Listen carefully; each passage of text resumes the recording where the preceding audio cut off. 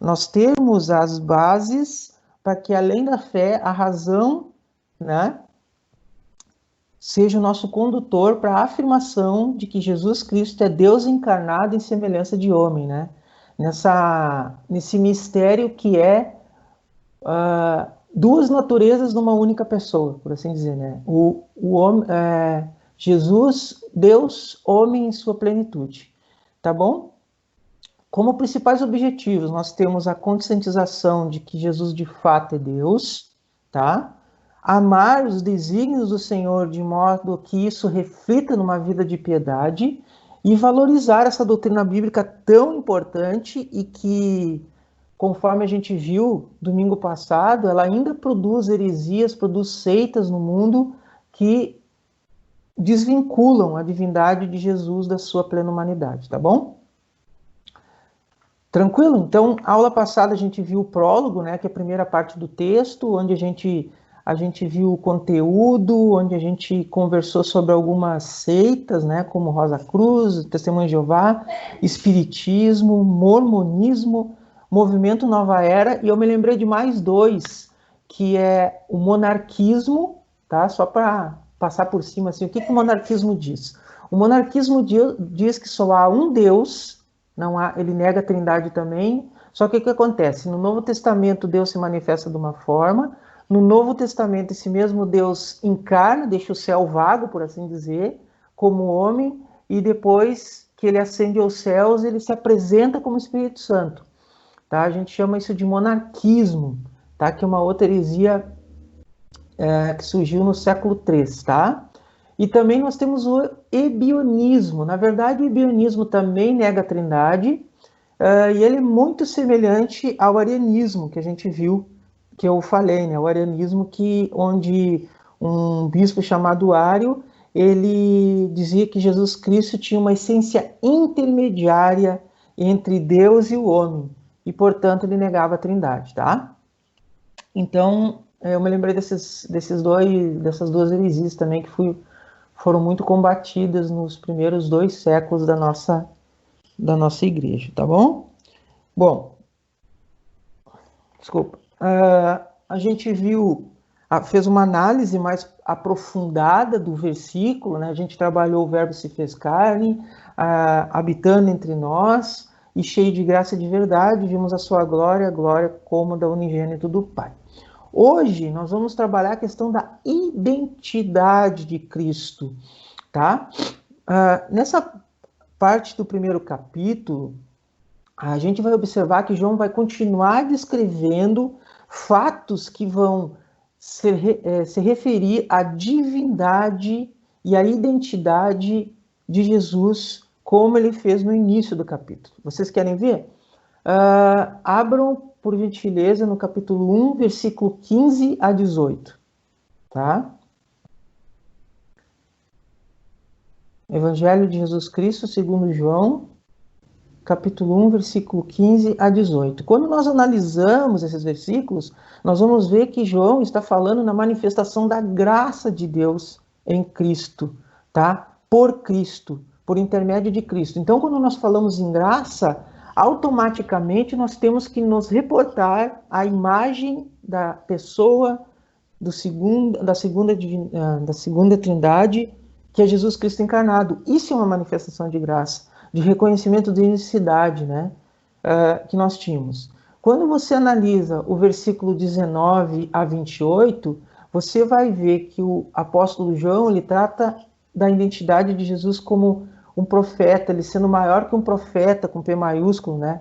Hebreus 13:20 vai se referir a Jesus Cristo como profeta, com P maiúsculo. Hebreus 1, de 1 a 3 também, né? Vai falar que antes Deus falava por intermédio de seus profetas, hoje fala por meio do seu Filho. No versículo 29 a 31, o apóstolo João vai falar como Cordeiro de Deus, né? Com C maiúsculo, eu gosto muito disso, é sempre essa referência, né? No versículo 32 a 34, como Filho de Deus, com F maiúsculo. No versículo 35 a 42, como Messias prometido, com M maiúsculo, né? E Lá no versículo 43 a 51, você vai ver ele sendo apresentado como rei, como senhor, com R maiúsculo, tá? Nós estamos trabalhando apenas no capítulo 1, tá bom? Para vocês terem uma ideia. E nós já vemos essa busca do apóstolo João de escrever a identidade, apresentar a identidade de nosso Senhor Jesus. Agora nós vamos ver detalhadamente cada dessas identidades que são apresentadas.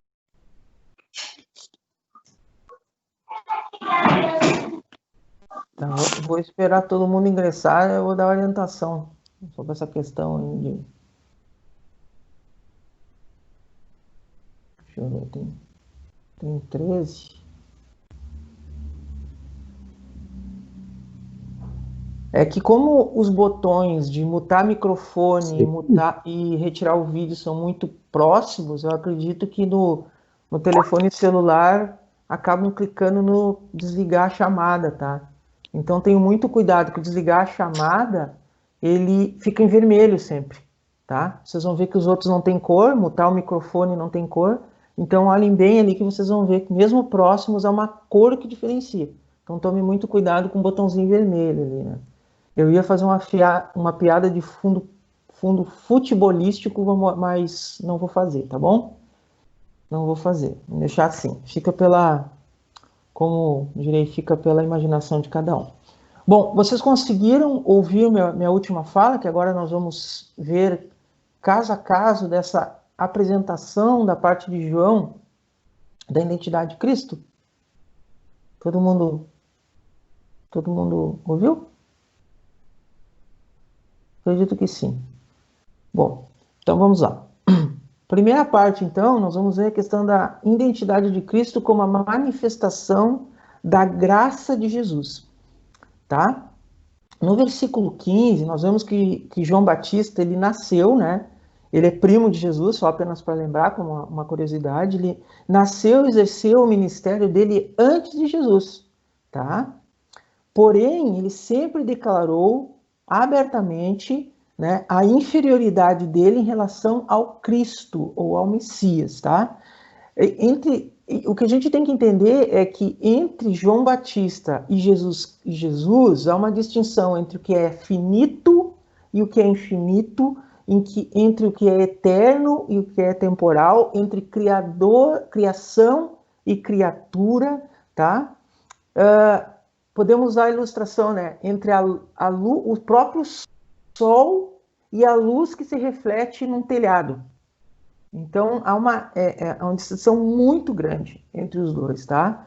Apesar de muitas pessoas fazerem um paralelo, tá?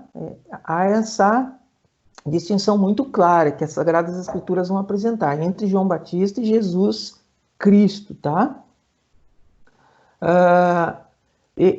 João é muito claro nos ensinamentos dele que ele está entre aqueles que foram eleitos pela graça de Deus para salvação, para serem filhos de Deus, né? E que ele, assim como todos os demais, são receptáculos dessa graça por meio de Cristo. É isso que ele está falando no versículo 16, né?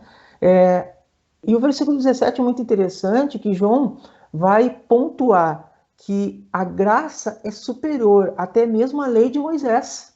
Ele é muito claro sobre isso. Isso incomodava muitos fariseus, porque a lei de Moisés era a ferramenta de opressão que os fariseus, que os religiosos da época colocavam sobre o povo.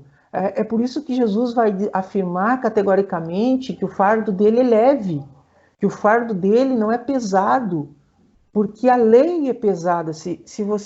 A lei é boa, justa e agradável, mas se você olha para a lei e diante da lei você vê a impossibilidade de cumprimento dela, ela se torna pesada, ela se torna cansativa. Mas Jesus vem para mostrar para nós e para trazer para nós uma leveza na vida que ninguém, nem nada no universo todo é capaz de nos conceder.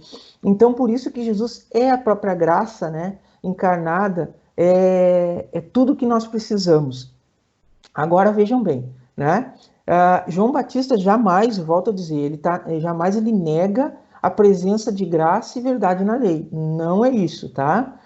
Basta você ler Êxodo capítulo 34, versículo 6, Salmo 86, versículo 15. Mas ele afirma que a nova aliança em Cristo é superior à antiga aliança, tá? É isso que o autor de Hebreus, capítulo 8, versículo 6, também está afirmando. Ele está falando que a qualidade da nova aliança que nós podemos ter em Cristo é infinitamente superior à aliança antiga da lei. Foi isso que eu falei. O peso da lei, uma lei que é inconcebível de ser cumprida, porque Jesus mesmo afirma, é necessário que cumpramos até o mínimo ponto em cima do i para que ela aconteça. Nós também vamos ler na Escritura que se nós cairmos em um único momento que seja na lei, estamos condenados, mas em Cristo não. Em Cristo nós temos, e nele, por meio dele, a propiciação da plena santidade e da plena redenção. Tá bom? Então, é isso que João está mostrando para nós, né? No verso 18, no versículo 18, o apóstolo João argumenta que Deus, sendo espírito, é invisível à visão física, à visão humana, né?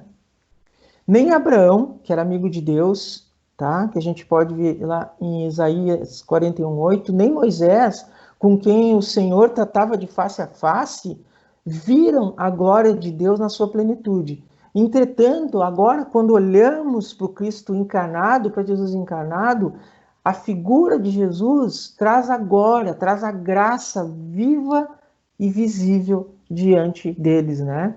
Então, por isso que João vai afirmar com convicção, lá em João 10:30, João 14, versículo 8 a 10, que quando nós olhamos para o Filho, nós vemos o Pai, tá bom?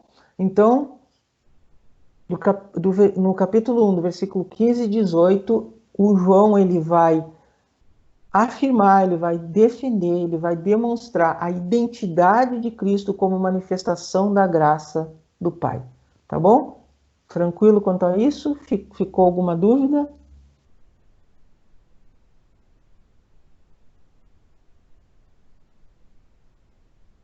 Tem 15 mensagens aqui.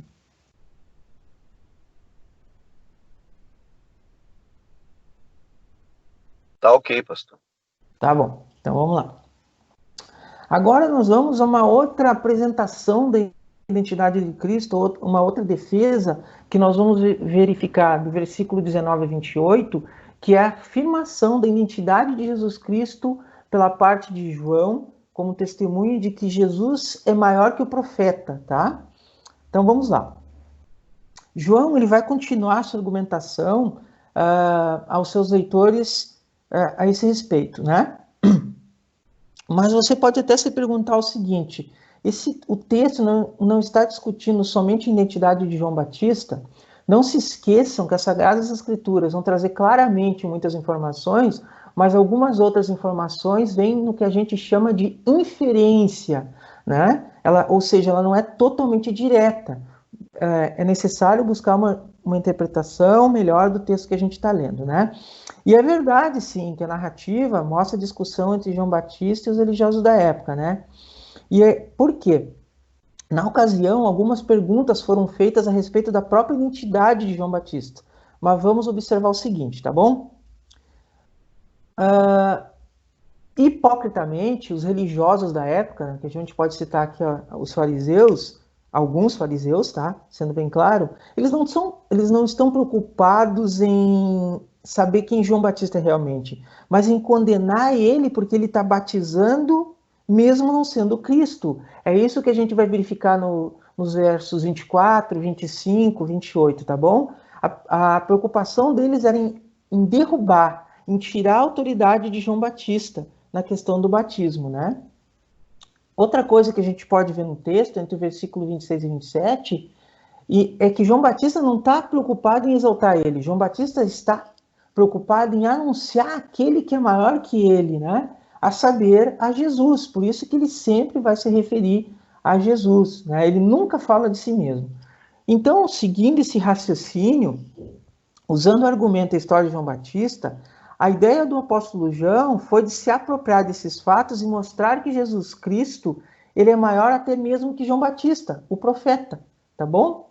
Se a gente vai observando as perguntas que são apresentadas no versículo 19 a 22, a gente vai verificar que João Batista sempre deu respostas claras acerca de si mesmo, porque ele perfeitamente sabia quem ele era, né? E qual o propósito dele. E sabia também que Jesus Cristo era infinitamente maior que ele. Nesse sentido, tanto João Batista quanto o apóstolo João vão declarar a superioridade de Cristo. Então, nessa parte do capítulo 1, a gente vai ver a defesa da identidade de João Batista, mas quando João Batista faz a defesa dele, ele está, por inferência, fazendo a defesa e apresentando a identidade de Jesus Cristo. Por que é importante esse versículo? E aqui nós vamos para uma questão prática. Os espíritas defendem a reencarnação por meio desse texto e de um texto que é apresentado em Mateus, capítulo 17, versículo 10 a 13. Eles defendem que João Batista é a reencarnação do profeta Elias. Tá?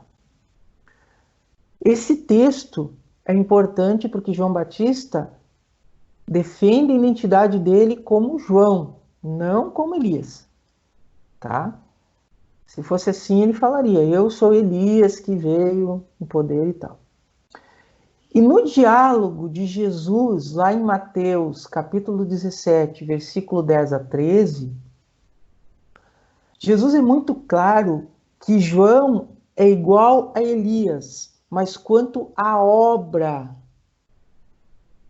Jesus, ele não tinha meias palavras. Então, se tivesse que afirmar que Elias é a encarnação, João é a encarnação de Elias, Jesus falaria. Mas ali ele está falando quanto à questão de obra e não quanto à questão de pessoas. Então, quando um espírita afirma categoricamente que esse texto do primeiro capítulo, assim como o texto de Mateus 17:10, está falando sobre reencarnação, ele não está falando sobre reencarnação. O texto é muito claro. Está acontecendo, na verdade, uma desfiguração do texto. O texto está sendo tirado do seu propósito original. O texto está sendo alterado, tá bom? Então, isso é muito importante que vocês entendam. É claro que essa informação não deve fomentar discussões infrutíferas, não é isso. Mas o texto deve ser trazido para a originalidade dele, para a intenção original dele, tá? Sem desvirtuações.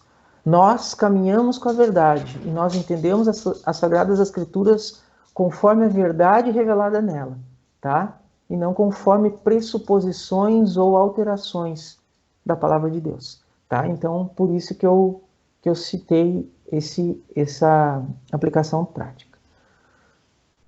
Tranquilo? Podemos continuar? Tá tudo tranquilo? Ficou claro? Se você teve uma dúvida, irmão, você pode vir no chat ali, tá? E colocar essa dúvida. Se você tá meio tímido de falar, eu vou lendo ali e eu trago informação no decorrer da nossa aula, tá? Não se constranjam. O importante é que você entenda, gosto muito de frisar isso, que não há pergunta certa ou errada. O importante é nós não termos dúvidas. Nós temos que desenvolver um pensamento teológico com convicções, tá bom? Bom, então vamos lá. Versículo 29 e 31. A busca do apóstolo João em demonstrar a identidade de nosso Senhor como Cordeiro de Deus, tá bom? É extremamente importante essa atribuição dessa figura de um animal, tá? Que é próprio do sacrifício pelo pecado relacionado a Jesus. Não esqueçam da afirmação das Sagradas Escrituras que sem derramamento de sangue não há purificação de pecados. tá bom? De modo geral, as pessoas, elas acreditam que pode vencer o pecado por meio do esforço próprio, tá? Isso é comum no pensamento humano. Vamos lá. A teologia romana da Igreja Católica, ela afirma que nós somos imersos, que nós recebemos uma infusão da graça, tá bom? Então, o que acontece? Você pode cair da graça. E quando você cai da graça, você pode buscar por meio dos sacramentos novamente a infusão da graça. Um exemplo é as boas obras. Você vai lá, você peca, certo? Aí então, se você fizer algo bom, você volta para a graça. Da mesma forma, se você vai lá, confessa seus pecados para o sacerdote, o pastor, você é reintegrado à graça. Quando você é batizado, reintegrado à graça. Quando você casa, reintegrado à graça. Quando você recebe ali a hóstia, reintegrado à graça. Então é uma gangorra entre você estar na graça, você cai da graça. Você está na graça, você cai na graça. Imagina, é terrível isso aí, né? Mas Jesus, ele vem para trazer para nós uma plena imersão. Eu gosto muito da figura do batismo, né? Do simbolismo do batismo. Você está imerso na graça, você é como se fosse um peixinho no aquário. Você não sai dali, porque fora da graça você está morto. Mas agora você está imerso na graça, você está abundante na graça. A graça é como o ar que você respira, é como o ar que toca a sua pele, é como o sol que brilha lá fora. Você não consegue fugir dessa graça maravilhosa que nos é concedida em Cristo Jesus. Quando você entende isso, você vai entender que você não perde salvação, tá? Você não perde santificação, não depende de você. Então isso é muito importante nesse entendimento de Cristo na figura do Cordeiro de Deus que tira o pecado do mundo e é plenamente eficaz e eficiente no propósito que lhe foi dado. Eu gosto de frisar muito, Jesus Cristo é plenamente eficaz e eficiente no propósito da obra dele. Quando nós cremos que é necessário algum esforço nosso, alguma obra nossa, alguma atitude nossa, para que nós recebamos essa graça, nós estamos dizendo que Jesus não foi eficaz e eficiente no propósito da obra dele. Tá? Mas a Bíblia é categórica em afirmar que Jesus Cristo, na sua obra redentora e remidora, foi plenamente eficaz e eficiente no que ele executou. A prova, o testemunho disso é a sua ressurreição. Tá bom? Então, a gente sabe e a gente entende que o pecado ele está cauterizado na nossa alma com tanta força que somente Jesus Cristo, o Espírito Santo e Deus o Pai, pelo seu poder, podem nos retirar essa mazela que vem na nossa natureza, nos livrar desse mal, desse estado de miserabilidade que estamos. Por isso também é importante entendermos a questão da misericórdia de Deus, né? A gente não pode fazer nada por nós mesmos e Deus, em sua misericórdia, se volta a nós, concedendo o seu Filho por nós, né? Esse é o motivo, então, de Jesus ser identificado como o Cordeiro de Deus que tira o pecado do mundo. Versículo 29. É importante nós identificarmos que, novamente, João Batista chama atenção à sua declaração anterior e define o propósito de seu batismo, revelar o Salvador. Eu gosto muito lá no livro de Atos, né, de um diálogo que acontece entre os apóstolos e os irmãos que tinham recém-convertido, né? Eles perguntam para ele, tá, mas qual batismo que você recebeu, né? E ele diz, não, foi o batismo de João. Era isso, eles ouviram, eles entenderam a necessidade do arrependimento, mas ainda sobre eles não havia o selo do Espírito Santo. Então, por isso que é imposto a mão sobre eles e eles passam naquele momento a receber o batismo. Quando nós falamos em batismo do Espírito Santo, há uma breve, digamos assim, nossa mente viaja um pouco e vai a questão do falar em línguas, tá? Só que eu gosto muito de mostrar que o batismo do Espírito Santo não tem nada a ver com a glossolalia, né? Com o dom de falar em línguas. Se você ler Gálatas 3, capítulo 3, Gálatas, capítulo 3, versículo 27 a 28, você vai ver que o apóstolo Paulo, ele é muito claro quanto ao que realmente é o batismo do Espírito Santo, tá? E ele diz assim, vejam só, ele diz assim,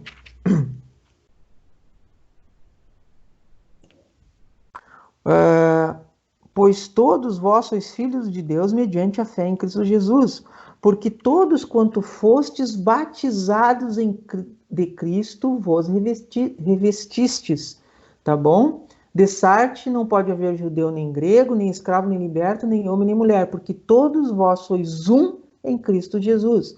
E se sois de Cristo, também sois descendentes de Abraão e herdeiros segundo a promessa. O que o apóstolo Paulo está falando? Que o batismo do Espírito Santo, esse selo que Deus coloca, esse selo de salvação que Deus coloca no nosso coração.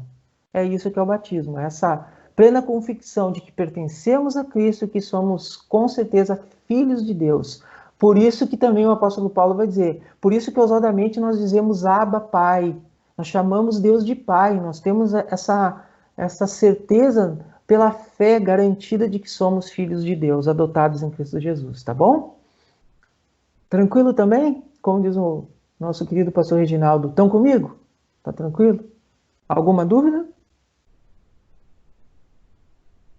Nenhuma? Beleza. Vi um joinha ali, tá bem bom. Vamos lá então. Do versículo 32 ao versículo 34, então, agora o propósito de João é apresentar a identidade de Jesus como Filho de Deus, tá bom? Olha só que interessante. Quando nós temos que defender a Trindade para alguém, ou explicar a Trindade para alguém, esse texto é muito importante, tá bom? Sempre quando, além de Mateus 28, 18, a gente pode usar, e Lucas 3, 21 a 22, esse texto também ajuda a falar sobre a Trindade, tá? E é muito claramente, tá? Muito claro. Quando Jesus foi batizado, o Espírito de Deus, numa teofania, desce sobre ele em forma de pomba. E além de que se ouve uma voz que vem dos céus. Então, se Deus não é trino, para que esse espetáculo? Porque aí se torna um espetáculo, mas não, é uma demonstração da Trindade, né? Então, esse testemunho que João Batista vai declarar. Portanto, Cristo é quem batiza com o Espírito Santo, no versículo 33. Jesus é o Filho porque ele participa da mesma essência com o Pai. Graças a Jesus, nós somos reconhecidos como filhos adotados em Deus, é isso que nós vamos ver no versículo 12, nós vamos ver em textos como Romanos 8, capítulo 14 a 16, Efésios, Gálatas 4, nós vamos ver muito textos que vão falar nessa questão da adoção que nós recebemos da parte de Deus o Pai por intermédio de Jesus Cristo. Quando nós falamos em essência aqui, e essa foi uma discussão muito grande durante o início da igreja, e ela se estendeu, quando nós falamos em essência, nós estamos falando em igualdade de natureza de Jesus Cristo, a segunda pessoa da Trindade, quanto ao Pai e quanto ao Espírito, tá bom? Então, tudo que Deus o Pai tem de atributos, tudo que o Espírito Santo tem de atributos é semelhante entre os três. É a mesma essência, a mesma divindade. Não existe diferença entre o Filho, o Pai e o Espírito, tá? São pessoas distintas, mas com a mesma natureza divina, a mesma essência, eternidade, imutabilidade, onipotência, onipresença. O grande mistério está na segunda pessoa da Trindade, Deus o Filho encarnado, porque nós vamos ter nele uma única pessoa em duas naturezas.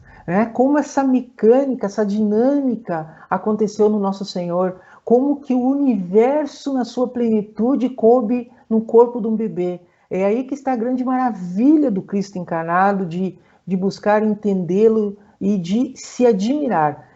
Isso não deve ser para nós apenas um fato a ser estudado de uma forma científica, mas deve ser motivo de grande alegria, de grande admiração, que nos extasia, nos enche o coração e a mente e nos leva a uma adoração verdadeira, a uma adoração, a uma admiração, por assim dizer, que nos leva ao êxtase, porque Jesus Cristo, de certa forma, na figura encarnada dele, é algo espetacular, é algo extremamente maravilhoso.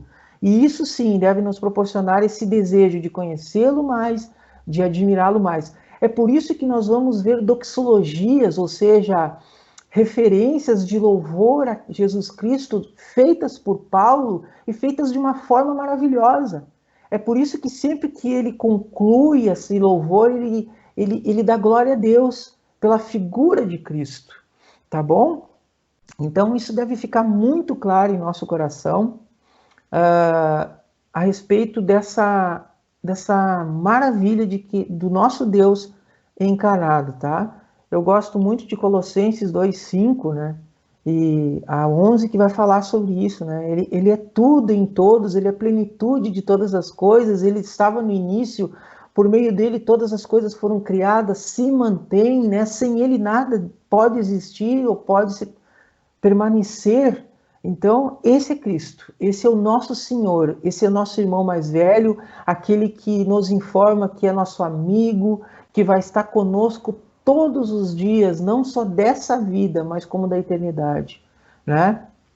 E isso deve ser motivo de grande regozijo em nosso coração, saber que esse Deus maravilhoso, a plenitude de todas essas coisas, nos chama de irmãos e está à nossa disposição, né? Com amor, com ternura, com carinho, seja na fornalha, seja na toca do leão, ou seja em um dia bonito como hoje. Né? Ele está conosco, a nos abençoar com a sua presença. A grande bênção que temos, né? Termos Jesus Cristo em nossas vidas. Tá bom, queridos? Ficou alguma dúvida a respeito dessa parte que eu falei agora? Tranquilo? Então vamos lá. Então agora nós vamos trabalhar a questão da identidade de Jesus Cristo como Messias, o Cristo prometido, que então vai ser tratado do versículo 35 ao versículo 42. Olha só, essa narrativa ela vai falar que João Batista estava com 2 discípulos deles, né? E ao ver Jesus passando, ele exclama: "Eis o Cordeiro de Deus", versículo 36. Ao ouvir que Jesus estava por ali, os 2 discípulos então prontamente decidem segui-lo de perto. Aqueles discípulos se dispuseram a permanecer e aprender com ele, né? E nada pode ser comparado ao privilégio que nós estamos tendo agora de aprender de Jesus Cristo. Isso é um privilégio que lamentavelmente, infelizmente, muitos de nossos irmãos não têm. E, de certa forma, muitos de nossos irmãos pelo mundo declinam, negam a si mesmos, que é aprender mais da palavra de Deus. Tá bom? E nós vamos ver a importância de EBD no outro, agora na sequência, né? Quando nós formos tratar de Jesus Cristo como Senhor e Rei.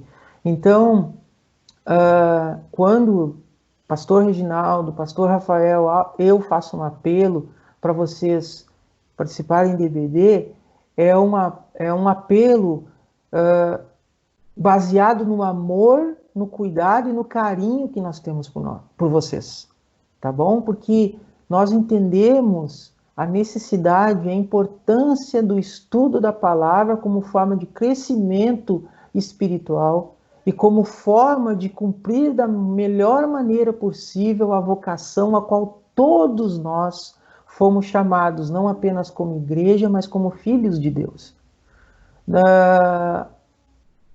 Aqui no Rio Grande do Sul, a gente usa a expressão Shaira. Eu não sei se você sabe o que é Shaira, mas é semelhante. uma faca cega. Quando nós não buscamos o crescimento espiritual por meio da oração, da comunhão, do estudo da palavra, nós somos como facas cegas. Você pode ser, a faca pode ser usada para cortar o filé mignon. Se ela estiver cega, ela não vai cortar. Mas o estudo da palavra, a oração, a comunhão, a busca do pensar teológico, ela é como uma chaira, que é aquela barra de ferro que você passa no fio da faca, que vai aprimorando a faca, de forma a produzir nela uma lâmina que seja eficaz para cortar, no cumprimento do propósito, do objetivo de existir da faca. Tá bom? Eu não sei se existem outras expressões, né? Alguém pode se lembrar da pedra de amolar também, pode ser, tá? Mas olha só, então não há nada comparado ao privilégio de aprendermos mais de Jesus Cristo, nosso Senhor, certo? E de nessa caminhada nos tornarmos como discípulos dele cada vez mais semelhantes a ele, né? Não na questão da divindade, mas na questão da obediência a Deus, tá? Olha só que interessante.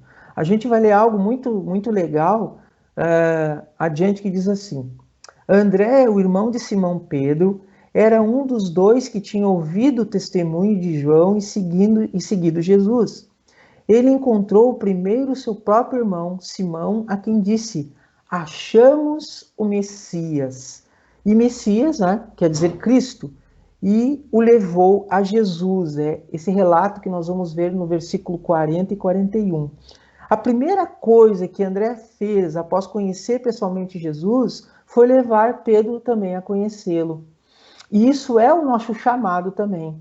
Quando nós verdadeiramente conhecemos Jesus, quando nós realmente temos a intimidade com Jesus, isso irá nos conduzir naturalmente ao desejo de levar outras pessoas a conhecê-lo, a serem libertos por meio de Jesus e a ter uma vida plena que somente em Jesus poderemos ter.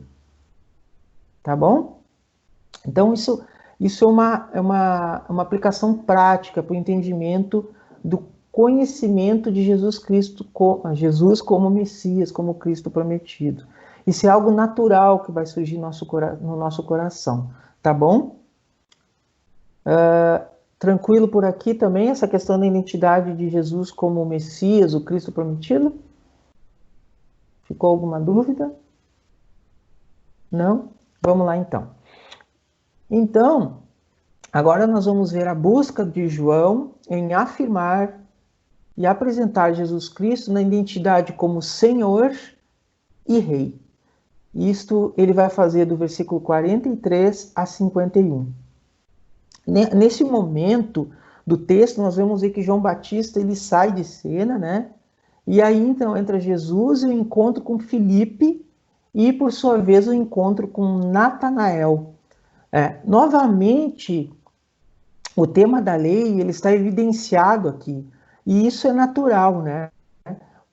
Porque o contexto do texto é totalmente judaico, tá bom? Isso é natural que aconteça. E por quê? Volto a afirmar. A Bíblia, ela é cristocêntrica. A palavra de Deus, de Gênesis e Apocalipse, ela é cristocêntrica, seja direta ou indiretamente, tá bom? O ponto central é esse, da criação, afinal do Pentateuco, e de Josué a Malaquias. O ponto central é Jesus, pelas próprias palavras de Jesus, tá? Filipe reconhece a messianidade de Jesus e declara ela com toda a convicção a Natanael. Natanael ele foi cético no início, né? No primeiro momento, ele não aceitou tão facilmente. Então, Filipe o convida para testemunhar. Vem e vê. Agora, quando nós apresentamos Jesus Cristo para uma pessoa, você não pode, assim como Filipe, dizer a Natanael, vem e vê. Né? Porque nós sabemos que Jesus está à direita do Pai e hoje a obra toda dentro da igreja do Espírito Santo. Você pode pensar assim. E eu te afirmo que você pode dizer para todas as pessoas que você falar de Jesus, vem e vê. Sabe como? Olhe para mim. Olha o que Jesus fez na minha vida. Olha a nova criação que eu sou em Cristo. Olha o modo como eu falo, como eu ajo. Por isso a importância do testemunho. Por isso a importância de não sermos cristãos apenas entre quatro paredes, mas sermos cristãos verdadeiros na nossa casa, no nosso trabalho, na rua. Então, quando chegamos para alguém e falamos de Cristo, você pode afirmar, vem e vê, ande comigo, veja o quanto Cristo me transformou, veja o testemunho que eu posso dar por meio da minha nova vida em Cristo Jesus. Por isso, a grande importância do testemunho. Imagina, eu gosto muito de dar exemplo, tá?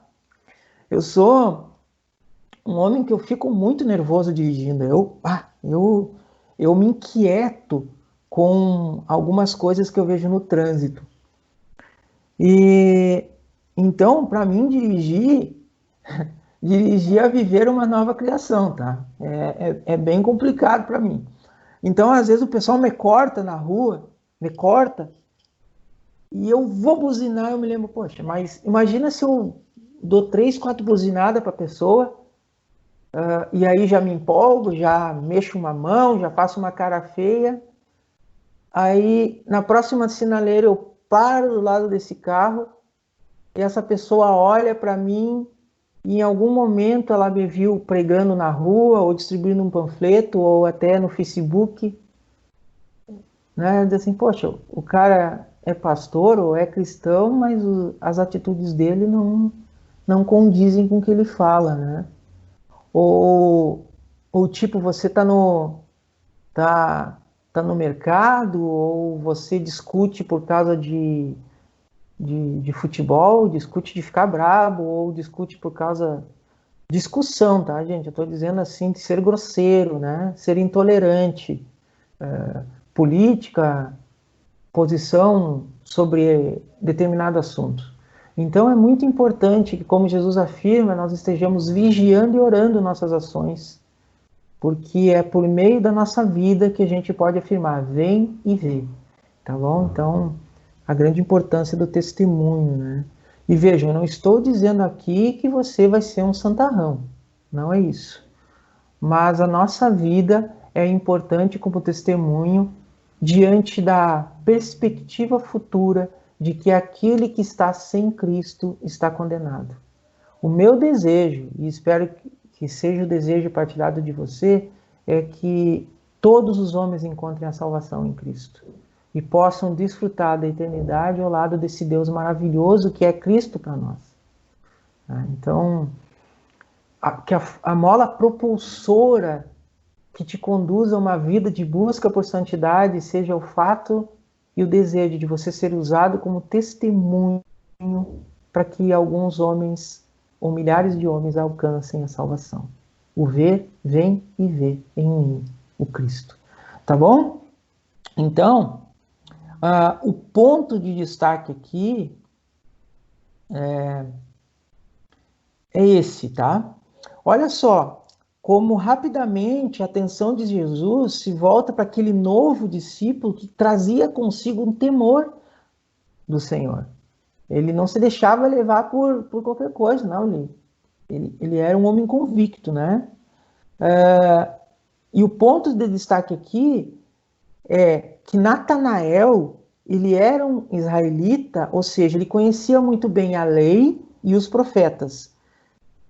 Seu espanto e sua declaração é essa: mestre, o Senhor é o Filho de Deus, o Senhor é o Rei de Israel. Essa declaração espantosa de Natanael revela uma autêntica crença no Messias, prometido nas Escrituras e que faria coisas grandiosas. Você lembra que eu falei para você sobre a importância do estudo da palavra e, ao estudar, a fazer um pensamento teológico, você ver as Escrituras de forma cristocêntrica, eu gostaria que vocês abrissem em dois textos, tá? Mas eles são pertinhos um do outro, tá? Evangelho de Jesus Cristo segundo Lucas, tá? Evangelho de Jesus Cristo segundo Lucas, capítulo 24, tá? Versículo 25 a 27. Eu estou colocando ali no chat, tá? O texto. Então, é Evangelho de Jesus Cristo segundo Lucas, capítulo 24, versículo 25 a 27, e o outro versículo que nós vamos olhar é o 44, tá bom? Então tá. Evangelho de Jesus Cristo segundo Lucas, vamos pegar aqui, capítulo 24, certo? Versículo 25 a 27. Você abrindo essa palavra, você vai ver aqui que o primeiro trecho é Jesus a caminho de Emaús, tá? E ele conversa com os discípulos. Olha só, passando o contexto breve. Dois discípulos estão saindo de Jerusalém indo para Emaús, e então Jesus os encontra e ele vai perguntar para eles, olha só esse detalhe, esse cuidado de Jesus. O que está acontecendo? Vocês parecem tão para baixo. E eles vão dizer, olha, a gente estava lá em Jerusalém e a gente acreditou ter encontrado o profeta, assim, assim, assado, ele veio com grande poder, só que ele foi morto.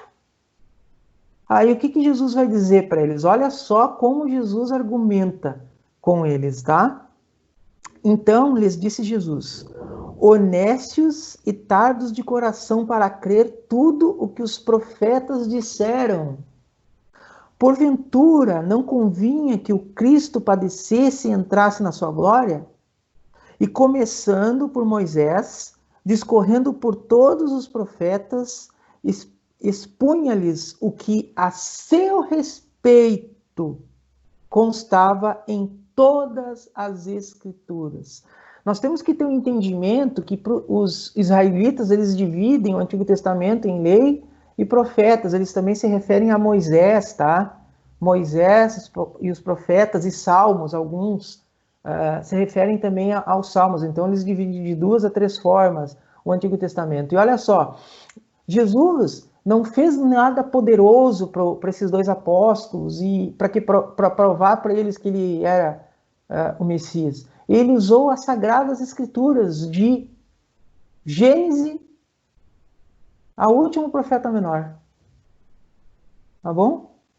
E apresentou, olha, vejam como o que vocês precisam saber está aqui. Vocês estão nesse momento entristecidos e tristes porque vocês não entenderam que deveria ser assim. Assim seria cumprido. E olha só no versículo 44. Foi apenas para esses dois discípulos? Não. E aqui nós estamos falando em discípulos. Jesus explica as Escrituras para os apóstolos. Olha só o que está escrito no verso 44. A seguir, Jesus lhes disse, são estas as palavras que eu vos falei, estando ainda convosco, importava se cumprisse tudo o que de mim está escrito na lei de Moisés, nos profetas e nos salmos. Então, a importância de estudar as Escrituras. Quando estudamos as Sagradas Escrituras, nós estamos conhecendo a Jesus Cristo. Nós estamos conhecendo o nosso Deus, o nosso Salvador, o nosso Redentor. Né? Como haveremos de amar alguém que não conhecemos? Um amor às cegas? Não. Não existe amor às cegas. E o nosso amor ele é fomentado, ele aumenta a cada dia mais. Quanto mais mergulhamos no poder, na maravilha da palavra de Deus, nas Sagradas Escrituras. Jamais esqueçam, de Gênesis e Apocalipse, as Sagradas Escrituras nos apresentam o nosso Senhor e a magnitude, a magnificência dele. Tá bom? Por isso que da importância do estudo, né? Conhecer Jesus, ele realmente muda de fato o que somos e leva-nos a entender realmente o nosso propósito, né? E buscarmos com isso um relacionamento mais íntimo, mais profundo, mais afetuoso, mais cheio de ganhos, né? Quanto mais conhecemos. E o relacionamento com o nosso Senhor, com o Filho do Deus vivo, o Salvador prometido, o nosso Senhor, o nosso Rei, o Criador do universo, com o próprio Deus, irá nos levar a uma vida de plenitude, uma vida de real vida abundante, uma vida em que nós não buscaremos em A ou B, nós não buscaremos em falsos profetas, em falsas promessas, nós não buscaremos em nada que o mundo nos oferece, dinheiro, fama, uma glória fugaz, conhecimento, poder do mundo. Nada disso será para nós mais importante do que o pleno conhecimento e a relação íntima com Jesus Cristo, nosso Senhor. Por isso a importância de cada vez buscarmos conhecê-lo mais, de cada vez buscar estarmos mais intimamente conectados àquele que é a videira verdadeira que nos alimenta, que nos nutre, que nos mantém. Tá bom? Eu queria concluir com vocês devem perguntar assim, mas o pastor Eliseu está terminando um pouco antes do tempo. Eu queria concluir, tá? Um pouquinho mais cedo hoje, porque é Dia dos Pais, tá bom? Para que vocês possam estar dedicando um pouco do amor de vocês também a seus papais, quem está longe, possa ligar antes do meio-dia, tá? A Margot, ela disse que gostaria de comentar que essas enumerações, né, que a gente trabalhou, né, reportam outro livro, tá? Margot, você pode abrir o áudio para você. Não, é porque isso me lembrou desse apontamento, né, das características de Jesus, né, falando da identidade dele. Me lembrou o livro de Hebreus, até dei uma olhada lá, voltei lá porque a gente estudou, né, acho que foi ano retrasado, né, foi ano retrasado, o livro de Hebreus, e é claro que em Hebreus discorre mais, né, você tem trechos maiores falando sobre características, né. Sim. E aí eu fiquei até pensando, até por causa do objetivo, seria ali o objetivo mesmo ali, tanto de o objetivo do Evangelho de João, quanto de Hebreus, assim, de revelar ali, olha, vou falar de Jesus, Jesus é esse cara, eles tinham o mesmo objetivo, então, né, de apresentar Jesus para o público, digamos assim, para quem ele estava escrevendo, não é isso? Seria isso? Sim, sim, sim. Não esqueçam, né, que o contexto no prólogo de João, no capítulo 1, ele é totalmente judaico. Assim como o livro de Hebreus foi escrito num contexto totalmente judaico. Está correto o seu pensamento teológico, sim, é isso mesmo. Né? Por isso que nós vamos ver em Hebreus Jesus sendo apresentado como Messias, profeta, pastor, cordeiro, que mais? Rei. Então, isso vai... É o mesmo propósito, né? E lembre-se que quando a gente estuda Hebreus, como não está caracterizado, não há uma unanimidade em quem é o autor real de Hebreus, então a gente pode ter sido João? Também pode, quer dizer, então, tá, não está errado. Viu que bacana isso que a Margot fez e que eu convido vocês a fazer, é entender a teologia, a leitura da palavra como uma grande teia de aranha, que está conectada, né? E vem de encontro com essa questão da visão cristológica. Você está sempre buscando no texto sagrado a identificar, né, Cristo ali, tentar encontrá-lo, né? Seja por meio de sombras, seja por meio de modelos imperfeitos, seja por meio de referências diretas ou até pela inferência, tá? É bem legal, Quando você entende isso, se torna gostoso ler as Sagradas Escrituras, né? Ela se torna um objeto de reverência e de busca com muito amor, com muito afeto, tá bom? Alguém teria mais algum comentário para fazer? Uma sugestão interessante de estudo também é o estudo comparativo de Hebreus com Levítico, no Antigo Testamento. E uma outra menção interessante sobre tudo que você está expondo muito bem, Elisu, é quando Jesus, a experiência de Jesus com os discípulos, quando ali no Monte da Transfiguração. Aquela experiência emblemática, porque ali há um testemunho claro de que Jesus é superior à lei e aos profetas, representados lá na figura de Moisés e de Elias. E é uma fala clara para a igreja, que ainda está embrionariamente se iniciando, de que Jesus é superior a todos eles. E de que tudo aquilo que foi dito antes foi exatamente para apontar para Jesus. É isso aí. Opa, agora eu fui para Marcos e abri Mateus. Eu disse, mas que texto? Será que eu errei a referência? Mas não pode, faço muito disso. Esse texto, o texto que o pastor falou da transfiguração, está lá em Marcos capítulo 9, versículo 2, tá? A 8, então sejam bem berianos, tá? O pastor afirmou, muito bacana, e essa explanação dele, mas vão lá na Bíblia lá e olhem lá, para vocês verem que nós não apenas falamos, mas matamos a cobra e mostramos o pau, como diz o adágio popular, tá bom? Queridos, muito obrigado pelo tempo que vocês dedicaram comigo, desculpa volto de novo a pedir desculpa pelo fato aí de ter me atrapalhado nas aulas, tá? Espero poder ter contribuído no crescimento de vocês, desculpa qualquer palavra, desculpa qualquer erro. Se eu errei alguma coisa, que vocês tenham a liberdade, sintam-se liberdade de me chamar, me falar, olha, pastor, tal referência que o senhor deu, eu acredito que está errada, tá? Não esqueçam, a gente erra, normal, tá? E eu quero desejar aqui que vocês tenham um excelente domingo, um domingo... Algo sobre a turma do BD. Ah, tá, a Margarete quer falar algo sobre a turma. Pode falar, Margot.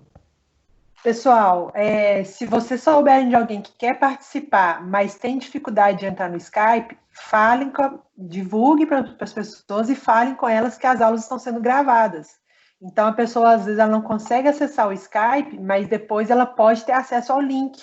Então, assim, ela pode acompanhar o estudo conosco, né? Ela vai assistir a aula depois, mas acompanha igual, tá? Então, incentive o pessoal a participar para a gente poder caminhar junto aí no estudo do Evangelho de João.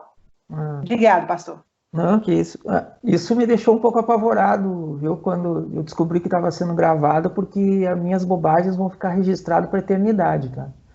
Daqui 100 anos alguém vai abrir algo parecido com o YouTube e vai dizer, nossa, esse pastor fala muita bobagem.